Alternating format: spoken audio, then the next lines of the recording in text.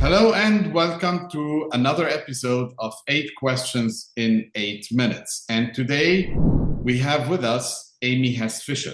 She is a clinical dietitian and has been an advanced practice dietitian and diabetes care and education specialist for over 20 years. She co-authored many of the DSMES versions, co-chaired national standard versions or revisions. She developed with Catalyst a course on type 1 diabetes, which is currently on the Catalyst Lab Training Lab website. Thank you for coming on 8 Questions in 8 Minutes, Amy. Thank you very much. My pleasure.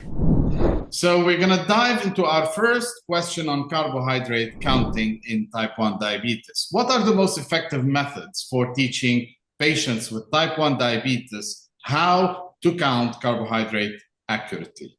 I think we have to get back to basics. And that's really important, that even with long-standing individuals with type 1, we have to go back to, do you know what a serving size is? Do you know what a portion is? So even measuring and weighing at home, if possible, reading food labels, downloading apps that have that carbohydrate information.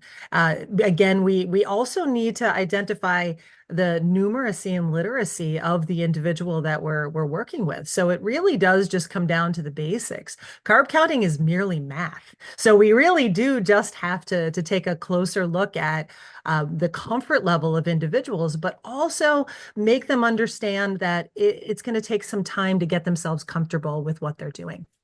So you kind of rely a lot on the education, on the basic education to get a common platform there, right?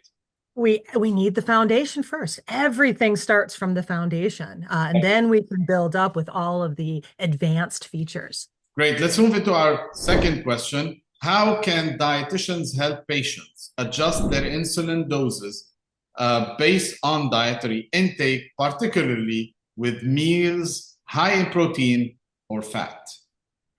So without glucose readings, it's going to be very difficult to be able to kind of tease this apart. So I have to say that dietitians do need to have a working knowledge of glucose readings, glucose management in whatever way that is. Now, of course, continuous glucose monitoring is something that's very prevalent in the United States, but we know that that's not possible elsewhere. So even doing testing in pairs, so doing blood glucose monitoring. So I think the dietitians need to match up the glucose readings to assess how that composition of the meal is impacting them. Now, protein and fat are going to impact people differently. And that's why blood glucose monitoring is sometimes tricky, because we could see that sometimes higher protein, higher fat can affect the glucose 3, 4, 5, 6 hours later, instead of, if we're saying testing in pairs, test before and test 2 hours. So it might require a little more, more glucose testing for that individual if they are able to do so, to better understand how that protein, in fact, is impacting them. That takes us to our third question. How important are glycemic index and glycemic load in managing blood sugar levels for patients with type 1 diabetes, and how should dietitians incorporate this into meal planning?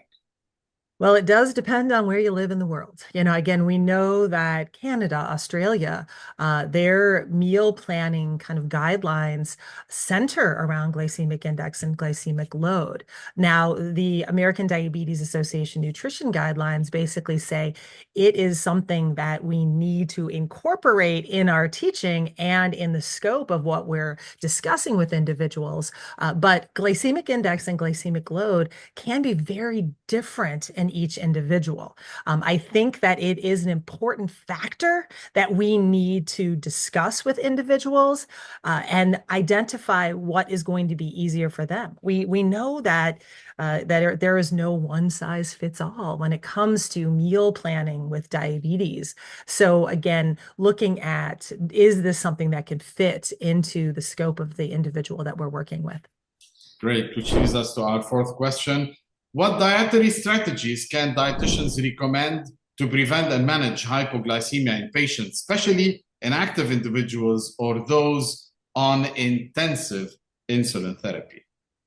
Well, dietitians need to have a very strong understanding of insulin action because, again, that is what's going to help reduce the risk of hypoglycemia. Certainly, adjusting the carbohydrates surrounding activity is perfectly acceptable, but that's not going to get us all the way to reducing hypoglycemia. So we do need to have that discussion with the individual that how are they adjusting their insulin doses surrounding their activity levels, as well as how are they supplementing carbohydrate during their activity. So we have kind of two pieces that are really important to discuss, but we also know that this is trial and error. So I have many patients that I'm working with right now. Let's do this. Let's see how it works, and then go back to the drawing board. So understanding that we have to have a good dialogue with this person, and it is an ongoing process to reduce that risk of hypoglycemia in the long run. Lovely, lovely. Let's move to our fifth question. In terms of nutritional education for children and adolescents, what are some effective approaches for educating children and adolescents with type 1 diabetes about healthy eating and managing their condition? We know that children and adolescents are challenging, and it is one of my favorite groups of people to work with. But we also have to take a look at age-related responsibilities. And so when we think of the age of an individual that we're working with, does not necessarily mean maturity. So I like to make sure that we are including that child or adolescent in every conversation, giving them assignments to do, but also understanding that they may not be able to tackle this on their own 100%. So working with their caregivers, their parents, to find out what are they willing to do? Can they just read off of a nutrition facts label? Again, can they start writing down their 5 favorite foods and what the serving size and the carbs are? But I think that it is important that, again, like all things that we do with type 1, this is an ongoing process, and really communicating with that child or adolescent to really see what they're willing to do and set some goals that we can follow up later. Yes, having it as a continuous process puts on it a lot of psychological burden there. And from the psychological aspect of diet, this takes us to our sixth question. How can dietitians address the psychological aspects of food choices and dietary restrictions in patients of type 1 diabetes, particularly in preventing eating disorders? I think that in doing this for 27 years, I've always joked with my colleagues that I should have gotten that psychology degree, because again, we do tend to incorporate a lot of psychological components and really focusing on the emotional aspect. And I think that we do need to take a step back and look at historically some of the things that were taught regarding eating and blame and shame and guilt. And we have to kind of take that away and really have these conversations of, this is not your fault. Diabetes happened. Again, eating is not a sin. Again, we need to have, again, that trust and that relationship to really have these deep conversations to help reduce that risk. But I think that in our new world of diabetes and the treatment strategies that we have, again, really kind of saying, yes, we can adjust insulin according to what we're eating. So there shouldn't be any shame to what we're actually eating, and you shouldn't feel guilt because of it. Talking about the new world and the new technology, this leads us to our seventh question. How can continuous glucose monitoring and insulin pumps change dietary counseling and management of type 1 or patients with type 1 diabetes? Insulin pumps, technology, continuous glucose monitoring is something that I do day in and day out. And I have to say that It has truly changed the conversations that I have. It doesn't take away the need for us. I think that, in the past, I've heard some companies saying, "Oh, you're not going to have to carb count. You're not going to have to do these things." This is still required. The dietitian is still necessary. Healthy eating is never going to go out of favor, but I think that having all of the detail that insulin pumps and continuous glucose monitors can provide to us, it just gives us a more robust conversation to be able to fine tune what their needs are. And so it's an exciting time to be able to work with individuals that they have some of their control, and it empowers them to be able to have part of this conversation of saying, I know what this does to my glucose now. I can make some adjustments, or, oh, you know what, I forgot to dose for this. This is why it happened. So it really, really lends to the conversation and having that true collaboration between the dietitian and the person with diabetes. Brilliant. Let's go to our eighth question.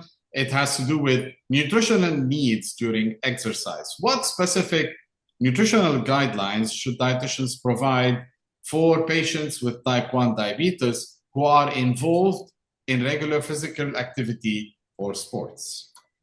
Now, regular physical activity, there may not be any major difference to what our nutrition recommendations are going to be, with the exception of reducing hypoglycemia. We know that, again, the whole point is most people are exercising so they can help, stabilize their glucose levels or even aid in reducing weight. So we want to make sure that we're giving them those tools of, are you adjusting your insulin accordingly to reduce your risk of hypoglycemia?